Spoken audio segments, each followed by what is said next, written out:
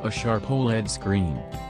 The iPad Pro 2 in both its 10.5 and 12.9-inch sizes has a screen with a pixel density of 265 pixels per inch, which is fairly sharp, and the overall screen quality is high.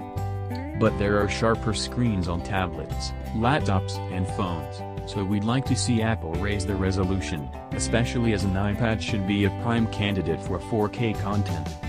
And as well as a new resolution, we'd like to see a new display technology, namely OLED. Apple has now used this for the iPhone X, so it's entirely possible that the iPad Pro 3 could benefit as well. Face ID. Apple debuted Face ID on the iPhone X, letting you simply look at the phone to unlock it. That means no more home button, which in turn allows for a bigger screen in the same size shell.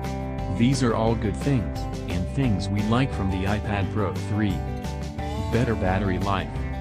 The iPad Pro 2 doesn't have bad battery life, far from it if you are using it mostly as a media device, but if you plan to use the thing as a full laptop replacement you'll probably only get 6-7 hours out of it. That's still not bad, but an extra couple of hours would really help.